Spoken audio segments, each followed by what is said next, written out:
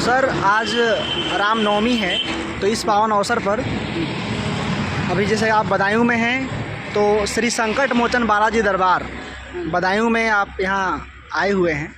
आज रामनवमी भी है और आप लगातार बदायूं में लोकसभा चुनाव को लेकर के निरंतर लगे हुए हैं, काम कर रहे हैं। तो इस पावन अवसर पर बदायूं वासियों को क्या संदेश देना चाहेंगे सर? सभी माताओं बहनों पिता तुल्य बुजुर्गों सभी को मेरा सादर नमन एवं वंदे चरण स्पर्श। आज रामनवमी के पावन अवसर पर मैं सभी देशवासियों को बधाई की इस धरती से हार्दिक बधाई देता हूं और उनके मंगलमय जीवन की कामना करता हूं। साथियों, आज मुझे ऐसा लगा कि जो है टाइम भी था। वैसे तो साधना आराधना घर पर भी बहुत अच्छी हो जाती है, लेकिन समय था, इधर से हम निकल भी रहे थे। सामने में ये मंदिर जो है भव्य बना हुआ है और इसको देखा तो ब्रेक लगना स्वाभाविक था।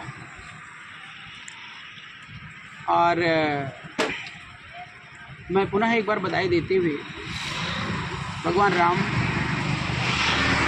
के बारे में थोड़ा सा मैं परिचय कराना चाहूँ। जानते तो आप सभी हैं,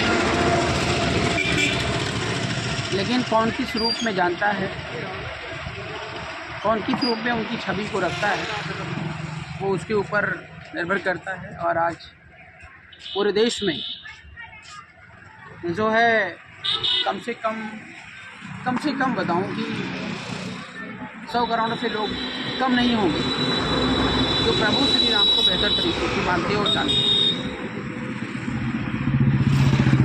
कहते हैं कि सीखना अगर है तो एक चींटी से भी सीखा जाता है। और प्रभु श्री राम तो मर्यादा पुरुषोत्तम श्री राम है और एक मतलब पुरुषों में एक विशाल कह सकते हैं। और उन्होंने कभी भी किसी के साथ भेदभाव, अत्याचार, शोषण या किसी को मतलब बेवकूफ़ बनाना, मतलब एक तरीके से जो है अपनी शासन प्रणाली में, तो शासन व्यवस्था में अगर देखा जाए तो भगवान श्री रामचंद्र जी और उधर आप अगर जानते होंगे सम्राट अशोक महान की बात करें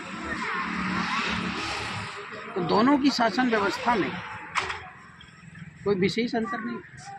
अंतर बस इतना था कि सम्राट अशोक ने पूरे जीवन में शासन किया और डंके के बल पे उन्होंने उस चीज़ को करके दिखाया।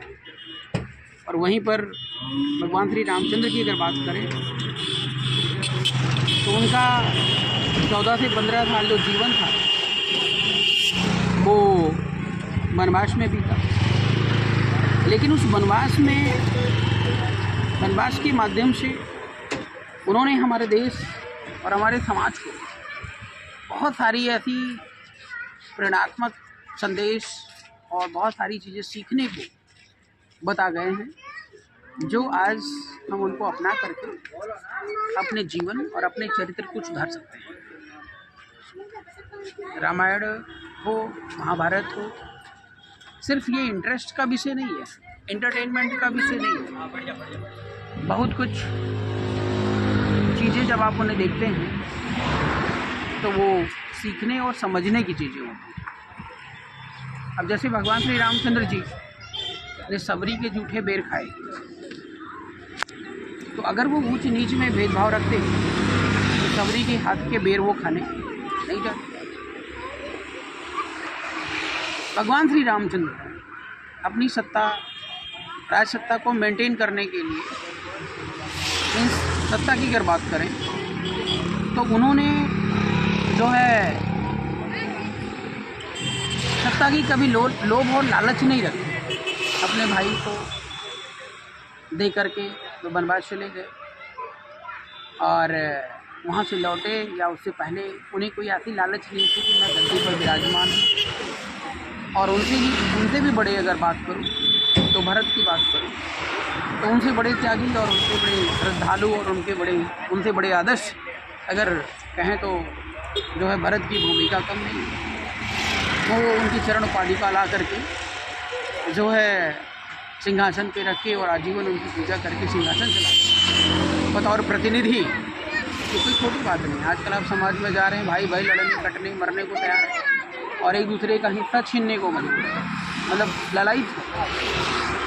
तो ऐसी तमाम चीज़ें हैं जो चीज़ें आप प्रभु श्री राम से और उनके जो शासन प्रणाली या उनका जो व्यक्तित्व प्रदर्शित किया गया है उसके माध्यम से बहुत कुछ चीज़ें समाज में सीखी जा सकती हैं और समाज को एक आदर्शवान जो है समाज बनाया जा सकता है। और आज इसी आस्था की बात अगर हम करें तो इसी आस्था के नाम पे राजनीति बहुत तेज़ी से हो रही है,